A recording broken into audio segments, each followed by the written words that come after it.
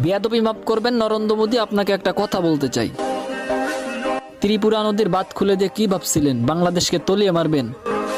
আল্লাহ তাআলা যদি আমাদের সাহায্য করে আপনি কিছু করতে পারবেন, তবে কাজটা আপনি ভালো করেন নাই। ডক্টর ইউনূস সাহেব, আপনাকে একটা কথা বলতে চাই। হয়তো এই কথা বলার অধিকার আমাদের নাই, তবুও বলি, বাংলাদেশের বুক থেকে ভারতের গ্যাসের লাইন এবং রেল লাইন বিচ্ছিন্ন করতে চাই।